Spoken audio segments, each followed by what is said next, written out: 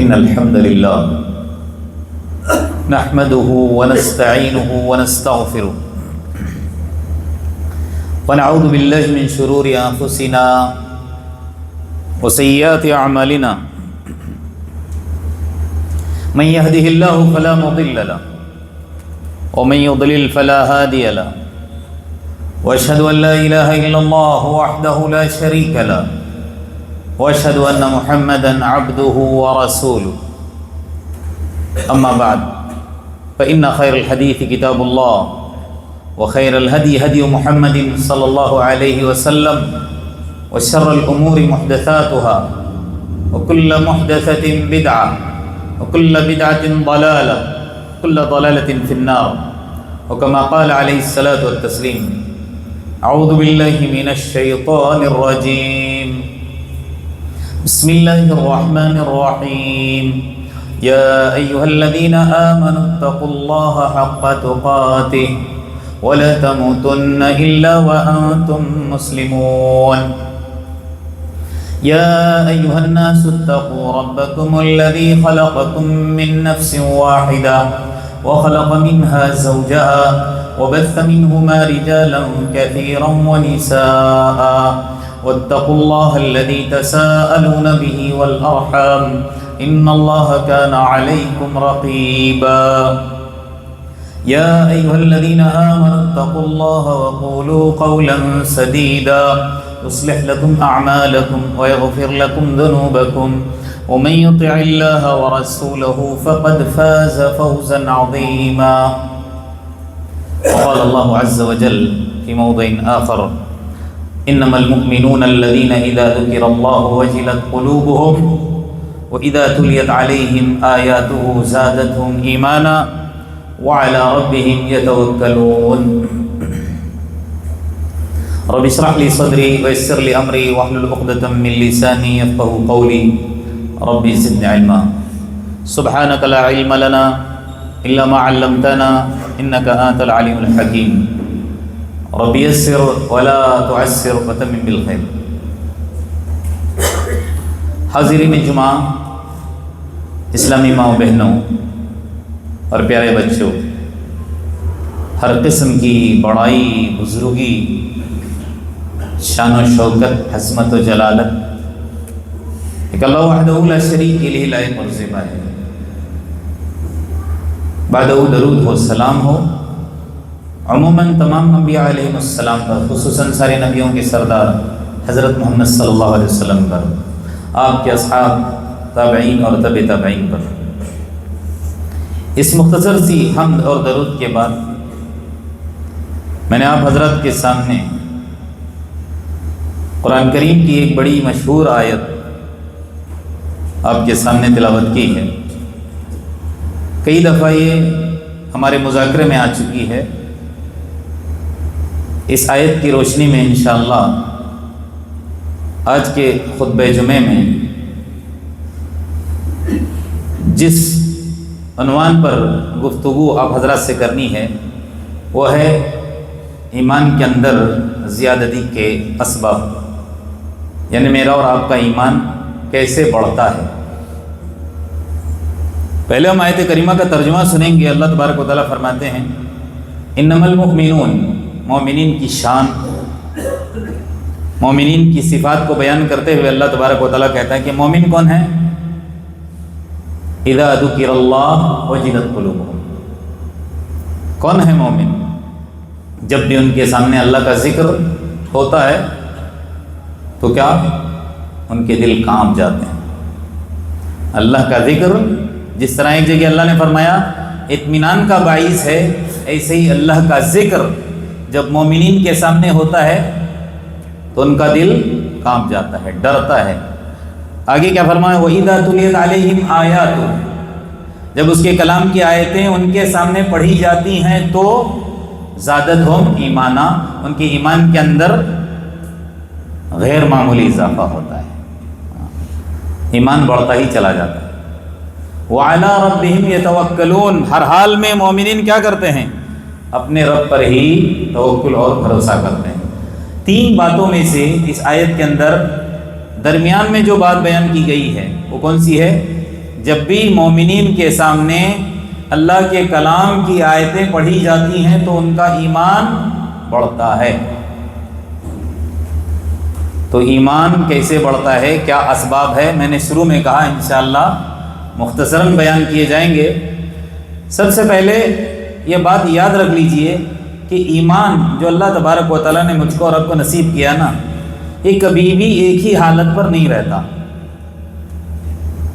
سارے جتنے بھی علماء اسلاف میں سے سب کا متفقہ عقیدہ یہ رہا ہے کہ ایمان گھٹتا بھی ہے اور بڑھتا بھی ہے، ایک ہی لیول پر کبھی بھی نہیں رہ سکتا۔ میں اور آپ کیا حیثیت ہے میرے اور آپ کی؟ ہم تو 1400 سال گزار کر بہت دور آ چکے ہیں۔ صحابہ کرام خود پریشان ہوتے تھے، اللہ کے رسول صلی اللہ علیہ وسلم کی جب مجلس میں ہوتے تو کیفیت کچھ اور اپنے گھروں میں ہوتے تو ان کی کیفیت کچھ اور۔ کیا مطلب ہے؟ یعنی ایمان ایک ہی لیول پہ نہیں رہتا، کبھی بڑھتا بھی ہے کبھی گھٹتا بھی ہے۔ اسی لیے امام بخاری رحمہ اللہ نے کتاب الایمان جس سے شروع کیا ہے اپنی کتاب کو، باب ہی کیسے بانا ہے؟ الایمان یزید و ینقص، ایمان گھٹتا بھی ہے اور بڑھتا بھی ہے۔ ایمان بڑھتا ہے، اتنا اونچا چلا جاتا ہے، اتنا اونچا چلا جاتا ہے کہ میرا اندازہ نہیں لگا سکتے۔ اللہ کے رسول صلی اللہ علیہ وسلم نے اس کے لیے بہت پیاری تعبیر استعمال کی ہے۔ جب ایمان انسان کا بڑھتا ہے نا تو اس کی چاشنی، اس کی حلاوت، اس کا مزہ چکھتا ہے۔ جیسے ہم دنیا کے کوئی کھانے، بہت سارے کھانے ہوتے ہیں، لیکن کچھ کھانے بڑے ہی لذیذ، بڑے ہی ذائقے دار، زبان جب اس کو چھو لیتی ہے تو فوراً محسوس کرتی کہ فلانا کھانا، فلانی ڈش بڑی پیاری ہے، بڑی مزیدار ہے، بڑی لذیذ ہے، اور بار بار اس کو چکھنے کا انسان کا کیا کرتا ہے؟ دل کرتا ہے۔ ایسے ہی ایمان جب اعلیٰ سطح کا ہوتا ہے، اللہ کے رسول نے کیا فرمایا؟ جب انسان کو ایمان کا مزہ آتا ہے تبھی اس کا ایمان اعلیٰ سطح کا ہوتا ہے۔ اور تعبیر کیسے کی ہے؟ ذاق طعم الایمان من رضی باللہ ربا، جو اللہ تبارک و تعالیٰ کو رب مان کر راضی ہو گیا اس کو ایمان کی حلاوت نصیب ہوتی ہے، چاشنی، ٹیسٹ، مزہ آتا ہے۔ لیکن زبان کی جمع خرچی نہیں ہے۔ اللہ کو رب کیسے ماننا ہے؟ الوہیت کے اعتبار سے بھی، ربوبیت کے اعتبار سے بھی، اسماء و صفات کے اعتبار سے بھی۔ انہیں معبود حقیقی بھی وہی ہے اللہ، سارے کائنات کو بنانے والا بھی وہی ہے، اور جتنے اسماء اس نے اپنے لیے بیان کیے ہیں ان اسماء کا حقیقت میں حقدار وہی ہے۔ ساری صفات مکمل اسی کے لیے ہیں، اسی کو زیب دیتی ہیں، اس کے علاوہ پھر کوئی ہے نہیں۔ یہ عقیدہ، ورنہ اللہ کو رب مان کر پھر اس کی عبادت میں اوروں کو ملا رہا ہے یا اس کے برابر کسی کو کھڑا کر دے رہا ہے، تب تو وہ حقیقت میں مومن نہیں ہے۔ اس لیے کیا فرمایا اللہ کے رسول نے؟ رب ماننا ہے اللہ کو ایسے کہ راضی ہونا ہے، اب پھر اس کے مقابلے میں کوئی بھی نہیں، ساروں کو چھوڑنا ہے، جتنے معبودان باطل سب کو اکھاڑ پھینک دینا ہے، صرف راضی ہونا ہے اللہ کو رب مان کر، اس کو معبود مان کر، اس کو الہ مان کر۔ تبھی کیا ہوگا؟ ایمان کی حلاوت، ایمان کا مزہ اس کو ملے گا۔ ذاق کہا، آگے کیا فرمایا؟ وبالاسلامی دینا، دین کو بھی اپنا مذہب مان کر اس سے راضی ہونا ہے، اور وہ دین کون سا ہے؟ الاسلام، کیونکہ دنیا کے اندر باطل ادیان بہت سارے ہیں، یہودیت ہے، مجوسیت ہے، نصرانیت ہے، نہ جانے کیسے کیسے ادیان باطلہ ہیں۔ اب جب دین اسلام آ گیا تو سارے دین ختم۔ ان الدین عند اللہ الاسلام، اللہ کے نزدیک اگر کوئی سارے ادیان کے اندر دین قابل قبول ہے، پسندیدہ ہے، تو کون سا ہے؟ کون سا ہے؟ دین اسلام۔ وَمَن يَبْتَغِي غَيْرَ الْإِسْلَامِ دِينًا فَلَن يُقْبَلَ مِنْهُ، جو اس دین کو چھوڑ کر دوسرے دین کے پیچھے پڑا رہے گا وہ دین قابل قبول نہیں ہوگا. یاد رکھیں وَمَن يَبْتَغِي غَيْرَ الْإِسْلَامِ دِينًا فَلَن يُقْبَلَ مِنْهُ وَهُوَ فِي الْآخِرَةِ مِنَ الْخَاسِرِينَ. آخرت کے اندر وہ خسارے میں ہوگا. تو راضی ہونا ہے اس اسلام کو اپنا مذہب مان کر, تب جا کر کیا ہوتا ہے, اس کو ایمان کی چاشنی, ایمان کی حلاوت, ایمان کا مزہ ملتا ہے. آگے تیسرا جملہ کیا کہا, وَبِمُحَمَّدٍ نَبِيًّا وَرَسُولًا, محمد صلی اللہ علیہ وسلم کو بھی نبی اور رسول مان کر راضی ہونا ہے. اب نبی آ گئے ہیں, آخری نبی ہیں, ان پر نبوت کا دروازہ بند ہو چکا ہے. ان کو جو ملی ہے کتاب آخری یہی کتاب ہے, ان کا مذہب ہی ابھی درست مذہب ہے. جو شریعت نبی کریم صلی اللہ علیہ وسلم کو دی گئی وہی شریعت ہے, اس سے راضی ہونا ہے. جو باتیں نبی کی ہیں وہی میرے لیے, آپ کے لیے دنیا کے اندر بھی اور آخرت کے لیے نجات کا باعث ہے. نبی کی رسالت میں اگر اوروں کو ملاتا ہے تو بھی اس کو ایمان کا مزہ اور حلاوت چاشنی نصیب نہیں ہوتی. اس لیے یہ جملہ دیکھنے میں بہت آسان ہے, 3 ہی جملے ہیں, اور عجیب بات ہے اتفاقی, جب انسان مرے گا قبر کے اندر چلا جائے گا تو یہی 3 سوالات ہونے والے ہیں.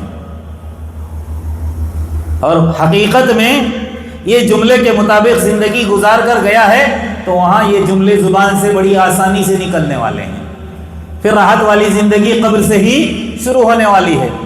خیر, میں دوسری بات کی طرف جا رہا ہوں. کہنے کا مطلب ایمان کا مزہ, ایمان کی چاشنی, ایمان کی حلاوت ایسی صورت میں ملتی ہے جب محمد صلی اللہ علیہ وسلم کو نبی مان کر راضی ہوتا ہے اور آپ کی شریعت کو کیا کرتا ہے, اپناتا ہے, آپ کی سنت کے مطابق زندگی گزارتا ہے. پھر نبی کی رسالت میں اوروں کو ملاتا نہیں ہے. ہم اشراک باللہ بہت بولتے ہیں لیکن اشراک بالرسول ہم جانتے ہی نہیں ہیں. اشراک بالرسول کس کو کہتے ہیں, بڑی تفصیلی بات ہے. خالی اتنا مان لیجئے, نبی کی باتوں کے سامنے اوروں کی باتوں کو ترجیح دینا یہی رسالت کے اندر شرک ہے. کسی امام, کسی ولی, کسی پیر, ان کی بات, ان کے اقوال کو فوقیت نہیں دی جائے گی. نبی کی باتیں ہوتے ہوئے اوروں کی بات, اوروں کے اقوال قابل قبول نہیں ہیں. ہاں, ان لوگوں نے نبی کے اقوال ہم تک پہنچائے ہیں, سر تسلیم خم کر کے ان اقوال کو لینا ہے, ان کی باتوں کو لینا. کیوں, وہ ان کی نہیں بلکہ کس کی ہے, اللہ کے رسول کی ہیں. لیکن اگر ہم نبی کی طرف نسبت کرنے کے بجائے کسی امام کی طرف اپنی نسبت کر کے زندگی گزاریں گے تو یہ بھی خسارے والی بات ہے. ہاں, اللہ میرے اور آپ کی حفاظت فرمائے.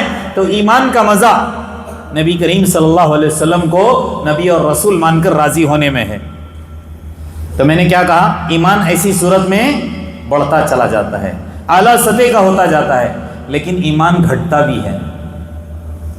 کب گھٹے گا, گھٹے گا گناہوں کے صورت میں.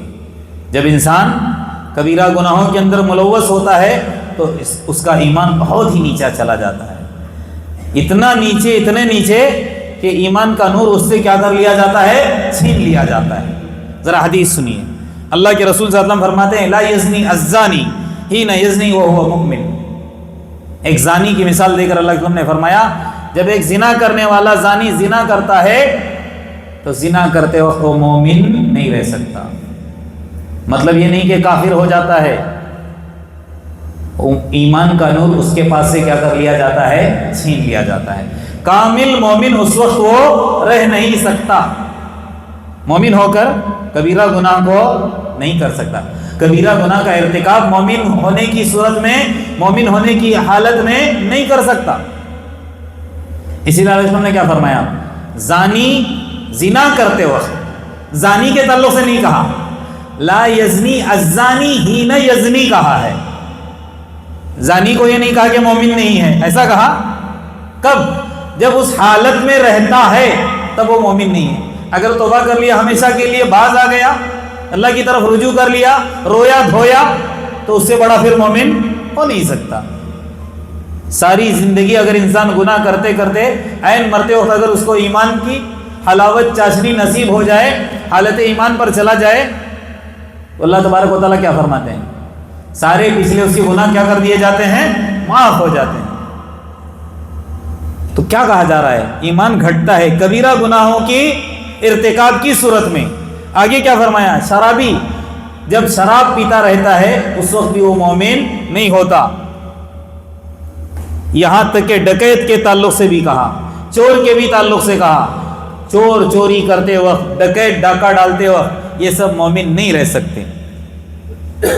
ان کا ایمان وقتی طور پر یوں سمجھ لیجئے چھین لیا جاتا ہے، یا ایمان کا نور ان سے اخذ کر لیا جاتا ہے۔ اس لیے امام بخاری رحمہ اللہ کا قول کیا کہتے ہیں؟ لا یکون ھذا مؤمنا تاما۔ یہ جتنے بھی کبیرہ گناہ ہیں، ویسے بہت سارے ہیں، 4 کا اللہ کے رسول نے ذکر کیا ہے، اس کا ارتکاب کرتے وقت ان کا ایمان چھین لیا جاتا ہے۔ ينزع منهم الایمان، نور الایمان، ایمان کا نور اس وقت ان سے چھین لیا جاتا ہے، یا وہ اس صورت کے اندر، اس حالت کے اندر کامل مومن نہیں رہتا۔ ایمان بڑھتا ہے نا اور گھٹتا بھی ہے، لیکن کیسے؟ جیسے ابھی میں نے 2 حدیثیں بیان کر کے بیان کی، اور بھی بہت ساری باتیں ہیں۔ ایمان کو بڑھنے کے لیے اسلاف نے کیا فرمایا؟ یزید بطاعت الرحمن وینقص بطاعت الشیطان۔ ایمان بڑھتا ہے اللہ کی اطاعت کی صورت میں، اللہ کی فرما برداری کی صورت میں، رحمان کی اطاعت کی صورت میں، اور شیطان کی اطاعت، شیطان کی پوجا، شیطان کی پرستش، شیطان کی بات ماننے میں کیا ہوتا ہے؟ ایمان گھٹتا چلا جاتا ہے۔ اور شیطان کا چیلنج ہے، وہ تو آخری دم تک پیچھے لگا رہتا ہے میرے اور آپ کے، جب تک میرے اور آپ کی جان نکل نہ جائے اس کی کوشش ہے۔ کیوں؟ وہ اللہ تبارک و تعالیٰ سے وعدہ کر کے آیا، اللہ تبارک و تعالیٰ نے اس کو مہلت بھی دی ہے، اسی لیے اس کا کام ہے۔ لیکن کیا کہا جا رہا ہے؟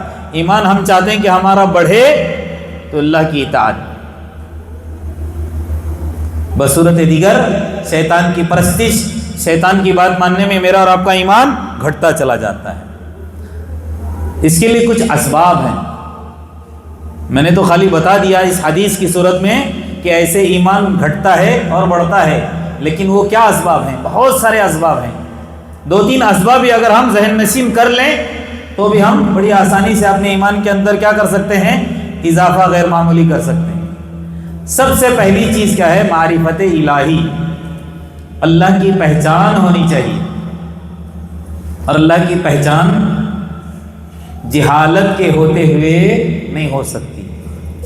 اللہ کو پہچاننے کے لیے علم کا ہونا ضروری ہے، اس لیے اپنے نبی کو اپنی معرفت کرنے کے لیے سب سے پہلے علم ہی دیا نا۔ وہی جو کی گئی تھی وہ کیا تھا؟ اقرا، پڑھو، اور کیا پڑھایا؟ اپنی ربوبیت سے ہی ابتدا کی، اقرا بسم ربک الذی خلق۔ کیا سمجھایا؟ کیا بتایا؟ کہ خود کون ہے یہ سمجھایا۔ اس لیے اسلاف نے بڑا پیارا جملہ کہا ہے، اللہ کی معرفت چاہتے ہو اس کو کرنا کیا ہے؟ من کان باللہ اعرف کان بہ اخوف۔ جو جتنا اللہ کو پہچانتا ہے نا وہ اتنا ہی اس علم کے ذریعے سے، اس معرفت کے ذریعے سے اللہ کو ڈرتا بھی ہے۔ اللہ سے نیڈر اور بے خوف کون ہے؟ جاہل ہے، اجہل ہے، علم اگر اس کے پاس ہے نہیں۔ ہاں بعض علم والے ہیں وہ نیڈر ہو جاتے ہیں شیطان کے بہکاوے میں آ کر، تکبر، گھمنڈ کی وجہ سے، ورنہ حقیقی اللہ کی پہچان ہونے کے بعد تب تو وہ اللہ تبارک و تعالیٰ کو سب سے زیادہ ڈرتا ہے، اور اس کا ایمان کیا ہوتا ہے؟ اللہ کی پہچان ہونے کی وجہ سے بڑھتا ہی چلا جاتا ہے۔ قرآن کے اندر اللہ تبارک و تعالیٰ نے کیا کہا؟ سب سے زیادہ اللہ کو ڈرنے والے کون ہیں؟ انما یخشی اللہ من عبادہ العلماء، اللہ کے بندوں میں سب سے زیادہ اللہ سے ڈرنے والے علماء ہیں۔ کون علماء ہیں؟ کون ہیں علماء؟ ہم سند یافتہ کے پیچھے نہ چلیں، کہیں کا فارغ ہے نہیں۔ اگر ایسے ہم اندازہ لگائیں گے تو حالات آپ دیکھ لو، بڑے بڑے علامہ ہو کر نہ جانے کیا کیا بک رہے ہیں، خود بھی گمراہ ہو رہے ہیں، اوروں کو بھی گمراہ کر رہے ہیں۔ نہیں، اللہ کی حقیقی معرفت جس کو ہوتی ہے علم کی روشنی میں، وہ علماء ہیں اور وہ اللہ سے ڈرتے ہیں. وہ زبان کھولنے کے لیے، منہ کھولنے کے لیے کیا کرتے ہیں؟ ڈرتے ہیں. وہ صحابہ تھے، کیسے عالم تھے، کیسے علامہ تھے.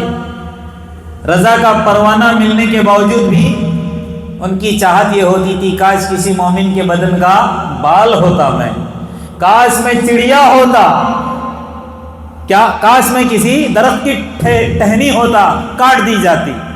یہ سب کون؟ حضرت ابوبکر، عبداللہ بن مسعود، حضرت بلال، فلانے فلانے صحابہ. ان کی یہ چاہت، رضا کا پروانہ ملا ہے. وہ تھے علامہ، علم کی روشنی میں اللہ کو پہچانے ہوئے تھے. اس طرح کا ڈر ان کے دلوں کے اندر بیٹھا ہوا تھا. تو جب اس طرح اللہ تبارک و تعالیٰ کی پہچان ہوگی نا، ایمان بڑھتا چلا جائے گا. اور اس کے لیے سب سے بہترین میں بتا دوں، ہم چاہتے ہیں کہ اللہ تبارک و تعالیٰ کی معرفت نصیب ہو. ہم اللہ کے اسماء جو حسنی ہے نا، اس کو یاد کر کے اس کی عظمت اپنے دلوں کے اندر بٹھا دیں. رحمان کہتے ہی تصور ہونا چاہیے. جیسے آج کل کے بچے امیجن کرتے ہیں فلانی چیز، فلانا فلانا فلانا، ہے نہیں؟ اور بچوں کو یہی سکھایا جاتا ہے.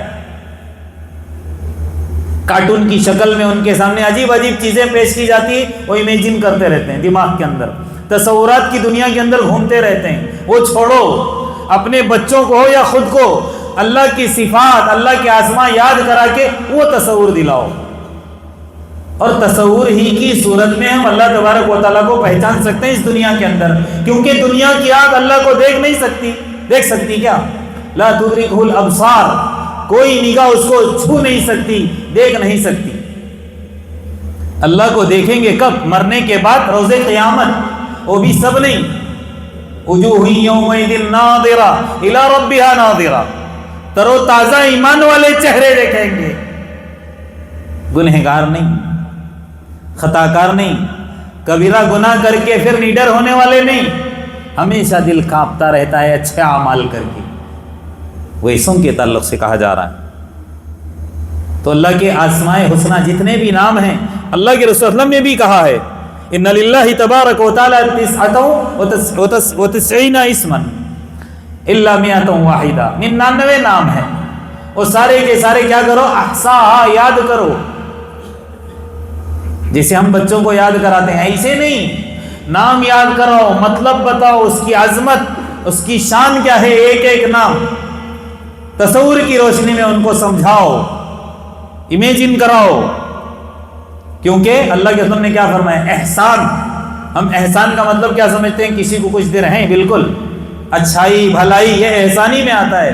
لیکن احسان کیا ہے؟ مل احسان. فرشتے نے پوچھا تھا نا جبرائیل علیہ السلام اللہ کے رسول سے کہ احسان کیا ہے؟ کیا کہا؟ ان تعبد اللہ کأنک تراہ، ایسے اللہ کی عبادت کرو گویا تم دیکھ رہے ہو. دیکھ تو نہیں سکتے نا، امیجن کرنا ہے، تصور کرنا ہے خیالات سے کہ ہاں میں اللہ کے سامنے کھڑا ہوں، اللہ مجھے دیکھ رہا ہے. اگر ذرا ادھر ادھر کروں گا، ذرا بھی غلطی کروں گا تو کہیں میری اللہ تبارک و تعالیٰ پکڑ نہ کر دے، گرفت نہ کر دے. تو اللہ کے جتنے بھی اسماء ہیں اس کو یاد کرنا ہے، اس کا مطلب مفہوم جاننا ہے، اس کی تشریح جاننی ہے. تب جا کر اللہ کے رسول نے جسے کہا نا دخل الجنہ، جنت ملے گی. لیکن اس صورت میں ہم کو اللہ تبارک و تعالیٰ کی معرفت نصیب ہو سکتی ہے. دوسرا کیا ہے؟ اللہ کی پہچان ہونے کے لیے، اب ایمان کے اندر اضافہ ہونے کے لیے کہ ہمارا ایمان بڑھے، قرآن سے تعلق، اللہ کے کلام سے کیا کرنا ہے؟ اپنی نسبت جوڑنی ہے. قرآن کو خوب پڑھنا ہے. کیسے پڑھنا ہے؟ تلاوت بھی کرنی ہے الفاظ کی، اور ساتھ میں معنی، مفہوم، مطلب بھی جاننا ہے. خالی ایسے نہیں. ہم کیا کرتے ہیں؟ خوب تلاوت کرتے ہیں الفاظ کی، رٹاتے بھی ہیں، بچوں کو حافظ بھی بناتے ہیں. اگر نہیں بناتے ہیں تو اللہ کے کلام کا عالم نہیں بناتے، اس کا جانکار نہیں بناتے ہیں. خود بھی جانکار بنیں، مطلب جانیں، مفہوم جانیں، اس کو یاد کریں. تب جا کر کیا ہوگا؟ ہمارا ایمان بڑھے گا. اللہ کے رسول صلی اللہ علیہ وسلم کے صحابہ کا ایمان ہر وقت تازہ کیوں رہتا تھا؟ کیا وجہ ہے پتہ ہے؟ صبح شام آسمان سے وحی اترتی تھی، اللہ کے رسول صلی اللہ علیہ وسلم ان کے سامنے اللہ کے احکامات بیان کرتے تھے، وہ تو ویسے بھی عربی میں، اور ان کی زبان بھی عربی تھی، جو بات ان کے سامنے پیش کی جاتی تھی سمجھ میں آتی تھی، سمجھ کے اندر نہ آنے کی صورت میں اللہ کے رسول اس کی کیا کرتے تھے؟ تشریح کرتے تھے، مطلب بتاتے تھے۔ اسی لیے اللہ کا کلام ہی احادیث ہے نا، کوئی آیت سمجھ میں نہیں آتی، اس کو سمجھنے کے لیے اللہ کے رسول صلی اللہ علیہ وسلم کی احادیث کا تعاون اور مدد حاصل کرنی ضروری ہے۔ اللہ کے کلام کی جتنی بھی آیتیں ہیں نا، اللہ کے رسول صلی اللہ علیہ وسلم کی احادیث کی روشنی میں ہی سمجھی جائے گی، میں اور آپ اپنے دماغ سے اس کو سمجھ نہیں سکتے۔ کتنے ایسی متشابہات ہیں، کتنے ایسی محکم آیت، سمجھیں گے کیسے کہ نبی نے کیسے سمجھایا ہے، اسی صورت میں اس کو سمجھ سکتے ہیں۔ تو کیا ہوگا؟ جب ہمارا تعلق قرآن سے ہوگا، ایمان کے اندر بڑھوتری ہوتی جائے گی، اضافہ ہی ہوتا چلا جائے گا۔ شروع میں ہی میں نے آیت پڑھی نا، کیا کہا؟ وَإِذَا تُلِيَتْ عَلَيْهِمْ آيَاتُهُ زَادَتْهُمْ ایمانا۔ جب بھی مومنین کے سامنے اللہ کے کلام کو پڑھا جائے گا، ایمان کے اندر غیر معمولی کیا ہو جائے گا؟ اضافہ ہو جائے گا۔ قرآن کے اندر ایک جگہ اللہ تبارک و تعالیٰ نے کیا کہا؟ جب وحی کا سلسلہ جاری تھا نا، منافقین کیا کرتے تھے؟ مذاق اڑاتے تھے۔ وَإِذَا مَا أُنزِلَتْ سُورَةٌ فَمِنْهُمْ مَن يَقُولُ أَيُّكُمْ زَادَتْهُ هَٰذِهِ ایمانا، مذاق کرتے تھے۔ اچھا، یہ صبح شام کیا ہو رہا ہے؟ آسمان سے آیتیں نازل ہو رہی ہیں، اور اللہ کے رسول صلی اللہ علیہ وسلم اپنے ساتھیوں کے سامنے پڑھ کر سنا رہے ہیں۔ کس کا ایمان بڑھ رہا ہے، کس کا اضافہ ہو رہا ہے؟ کیا کرتے تھے؟ مذاق اڑاتے تھے۔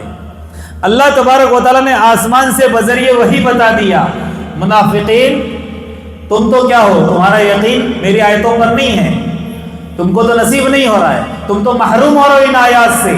ایمان کس کا بڑھتا ہے؟ منافقین کا نہیں، کس کا؟ فَأَمَّا الَّذِينَ آمَنُوا، کیا کہا؟ جو ایمان والے ہیں، فَزَادَتْهُمْ ایمانا، ان کا ایمان بڑھتا ہے۔ کس کا ایمان بڑھتا ہے؟ اللہ کی آیات سننے سے کس کا؟ مومنین کا۔ وَهُمْ يَسْتَبْشِرُونَ، بشارت اور خوشخبری کے لائق کون ہے؟ مومنین ہیں۔ اسی لیے علامہ ابن قیم رحمہ اللہ بیان کرتے ہیں کہ قرآن کو سمجھ کر ایک آیت کا پڑھنا، وہ اپنی بات بتاتے ہیں نا، آپ اس کو حرف آخر مت سمجھنا، وہ اپنا خیال بیان کرتے ہیں کہ قرآن کی ایک آیت کا سمجھ کر پڑھنا ان کے نزدیک سارے قرآن کے الفاظ کی تلاوت سے بہتر قرار دیا۔ دیکھو، اجر الگ چیز ہے، ثواب کا ملنا الگ چیز ہے، لیکن وہ کیا کہتے ہیں؟ قرآن کو اپنے نزدیک، ان کے نزدیک ایک آیت کا سمجھ کر پڑھنا یہ بہتر ہے سارے قرآن کی ایسے ہی کیا کرنے سے؟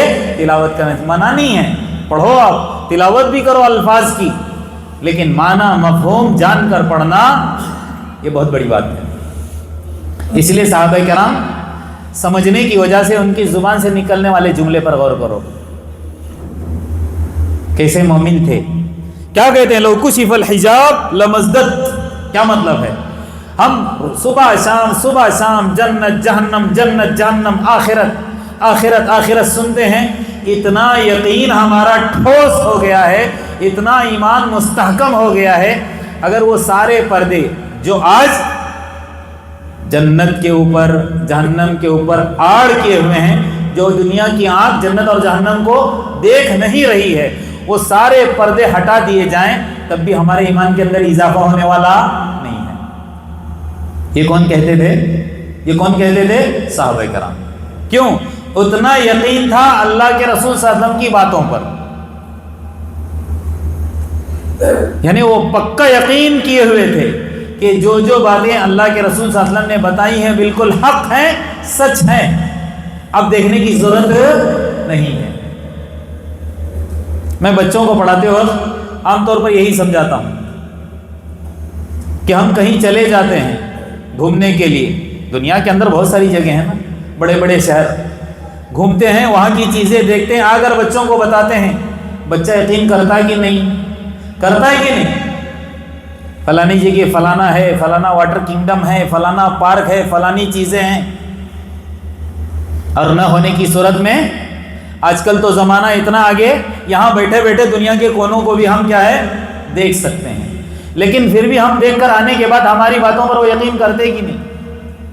ایسے ہی اللہ کے رسول صلی اللہ علیہ وسلم آسمانی دنیا پر جا کر جنت اور جہنم کو دیکھ کے ہی آ کر کیا کیا تھا، ہم کو بتا دیا تھا۔ کیا کہا اللہ کے تم نے؟ النار حق والجنت حق، اور آسمانی باتیں ان کے پاس آئی اور انہوں نے ہم تک پہنچائی ہیں۔ اب ہم اس کا مطالعہ کریں گے، اس کو پڑھیں گے، جتنا اس کو سمجھیں گے اتنا ایمان بڑھتا ہی چلا جائے گا۔ اس لیے کیا کہا جاتا ہے؟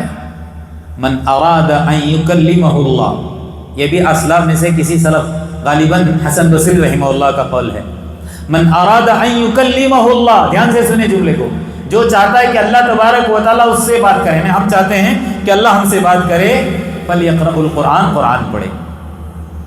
آج قرآن کی تلاوت ہوتی، ہم کان نہیں دھرتے، گاڑی چلاتے رہتے ہیں، سب تو نہیں لگاتے ہیں، زیادہ تر لوگ گانے بجاتے ہیں، بہت سارے ایسے ہوتے ہیں قرآن لگاتے ہیں لیکن کان نہیں دھرتے، باتیں کرتے رہتے ہیں، گاڑی کے اندر، گھروں کے اندر ہو، گاڑی کے اندر ہو، چلتے پھرتے اگر قرآن سنتے ہو، دھیان سے سنو، اتنے پیارے پیارے قرآن ہیں، تلاوت سے ہی ہمارے ایمان کے اندر اضافہ ہوتا ہے، ان کی آواز سن کر، سدیس ہوں، شریم ہوں، قاری عبد الباسط ہوں، کتنے سارے قرآن ہیں، احمد عجمی ہوں، بہت سارے ہیں،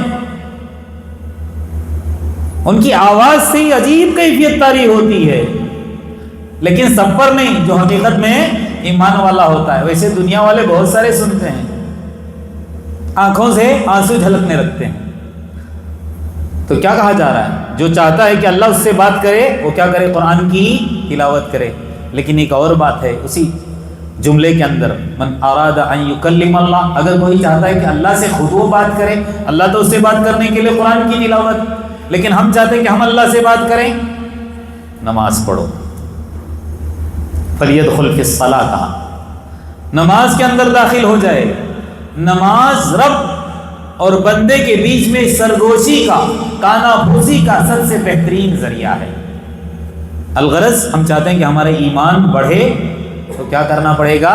قرآن سے تعلق، قرآن سے لگاؤ، خوب پڑھو، خوب تلاوت کرو، سمجھ کر، اور اس کی تبلیغ کرو۔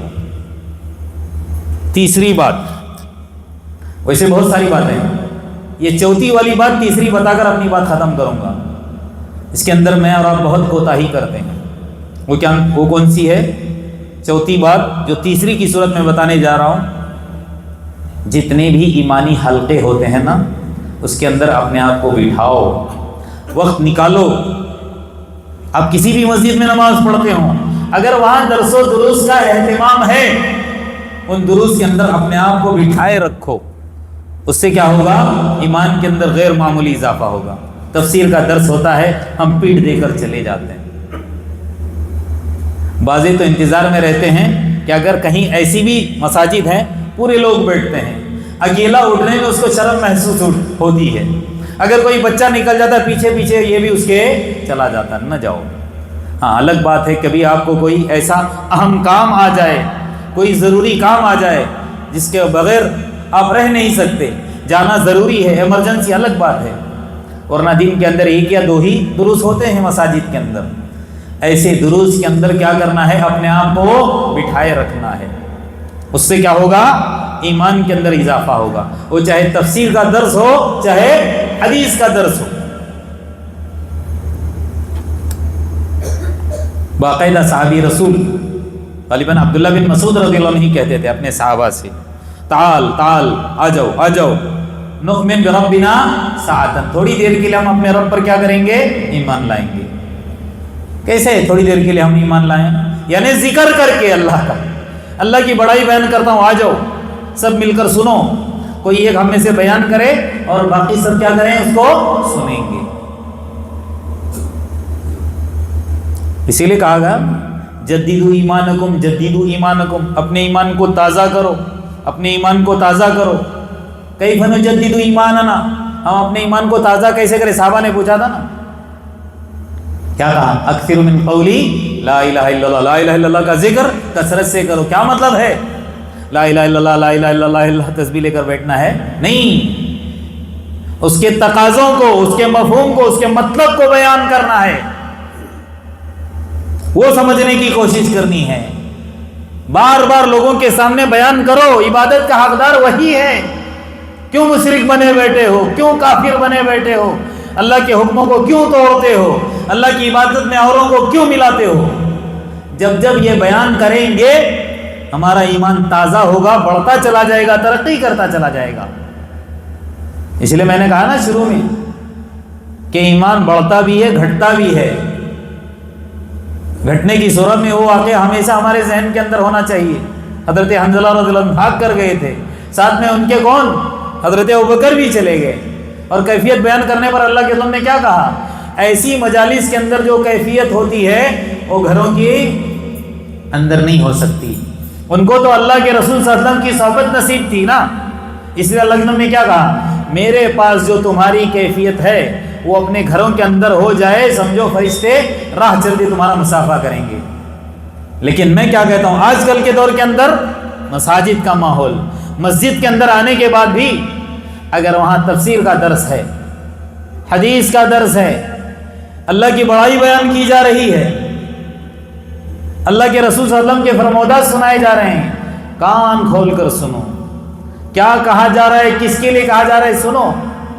ساری حدیثیں, ساری آیات میرے آپ کے لیے ہیں. وہ خالی تلاوت کی حد تک نہیں ہیں, بلکہ اللہ تبارک و تعالیٰ نے سارا دستور اس کے اندر بیان کیا ہے. دستور حیات ہے اللہ کا کلام. ہم ادھر ادھر ڈھونڈتے ہیں, کھانے سے لے کر, پینے سے لے کر, اڑنے سے لے کر, بیٹھنے تک, ساری چیزیں. بیت الخلاء کے آداب, نہانے دھونے, ساری چیزوں کے آداب آپ کو کہاں ملیں گے؟ قرآن کے اندر, نہیں تو قرآن کا مفہوم احادیث کے اندر. اور یہ کس صورت میں ہم کو حاصل ہوگا؟ ابھی اتنی عمر ہماری ہو چکی ہے, ہم تو کسی مدرسے تو نہیں جا سکتے, کسی اسکول کے ہاں جا کر ہم جامع تلمذ تو اختیار نہیں کر سکتے. اب کیا ہوگا؟ یہی ہمارے لیے ہے مواقع. یا تو اچھے اچھے لوگ جو قرآن حدیث کی تفاسیر اور کیا کہتے ہیں تشریح بیان کرتے ہیں, ان کی باتیں سنیں, یا مساجد کے ماحول کے اندر جہاں اس طرح کے درس و دروس ہوتے ہیں اپنے آپ کو بٹھائیں. تو کیا ہوگا؟ ایمان کے اندر اضافہ ہوگا, ایمان بڑھتا چلا جائے گا. اور ایک بات چھوٹی سی ہے, اللہ تبارک و تعالیٰ سے دعا بھی کرنے سے کیا ہوگا؟ ایمان کے اندر اضافہ ہوگا. اللہ کے رسول نے یہی کہا تھا اپنے صحابی رسول سے کہ میرے اور آپ کے دلوں کے اندر ایمان پرانا ہوتا ہے جیسے میرا اور آپ کا پہنا ہوا کپڑا 1 سے 10 بار استعمال کرنے سے کیا ہو جاتا ہے؟ بوسیدہ ہوتا ہے. مستقل اسی کو پہنو دھو, پہنو دھو, پہنو, کیا ہو جائے گا؟ پرانا ہوگا کہ نہیں؟ وہ شائننگ, وہ چمک دمک جو نیا خرید کر لائے تھے وہ تھی, وہ رہے گی, باقی جاتی رہے گی. ایسے ہی میرے اور آپ کے دلوں کے اندر ایمان پرانا ہوتا ہے. تو ایمان کو تازہ کرنے کے لیے کیا فرمایا؟ فاسألوا اللہ ان یجدد ایمانکم, اللہ سے دعا کرو کہ وہ جو پرانا جو تمہارا ایمان ہے اس کو کیا کرے؟ نیا کر دے. دعا کا بھی کیا کرنا چاہیے؟ اہتمام کرنا چاہیے. بس اخیر میں اللہ تبارک و تعالیٰ سے یہی دعا کرتا ہوں کہ اللہ تبارک و تعالیٰ میرے اور آپ کے ایمان کے اندر غیر معمولی اضافہ کرے. جتنی باتیں میں نے کہی ہیں ان باتوں کے مطابق عمل کرنے کی توفیق عطا فرمائے اللہ تبارک و تعالیٰ. اپنی معرفت مجھ کو اور آپ کو نصیب کرے. قرآن سے تعلق صحیح معنی میں مجھ کو اور آپ کو نصیب فرمائے. اس کو سمجھ کر پڑھنے والا, اس کو جان کر پڑھنے والا بنا دے, اس کی نشر و اشاعت کرنے والا بنا دے. دنیا کی جتنی بھی اللہ تبارک و تعالیٰ کی بنائی ہوئی چیزیں اس کے اندر تدبر کر کے اللہ تبارک و تعالیٰ اپنے ایمان کے اندر اضافہ کرنے کی توفیق عطا فرمائے. ایمان کی کمزوری کو اللہ تبارک و تعالیٰ دور کرے. عبادت کے تعلق سے اگر میرا آپ کے اندر کاہلی سستی ہے اس کو دور کرے. عبادت کا شوق اللہ تبارک و تعالیٰ اپنے حکموں پر عمل کرنے کا شوق میرا اور آپ کے اندر پیدا کرے. اپنی نافرمانی سے, سرکشی سے, بغاوت سے اللہ تبارک و تعالیٰ میرا اور آپ کی حفاظت فرمائے. ہمیں جتنے پریشان حال اللہ تبارک و تعالیٰ ساروں کی پریشانی کو دور کرے. جتنے بھی مقروضین ہیں اللہ تبارک و تعالیٰ ان کے قرضوں کی غیب سے ادائیگی کی شکل صورتیں پیدا کرے، بن بیائی بچیوں کے بہترین جوڑ کا اللہ تبارک و تعالیٰ انتظام فرمائے، ناجائز مقدمات کے اندر جتنے بھی پھنسے ہوئے ہیں سب کے خلاصی کے اللہ تبارک و تعالیٰ غیب سے فیصلے فرمائے، آمین۔ وآخر دعوانا الحمدللہ رب العالمین۔ بارک اللہ لی ولکم فی القرآن العظیم ونفعنی وإیاکم بما فیہ من الآیات والذکر الحکیم۔ اقول قولی ھذا واستغفر اللہ لی ولکم ولسائر المسلمین من کل ذنب فاستغفروہ انہ هو الغفور الرحیم۔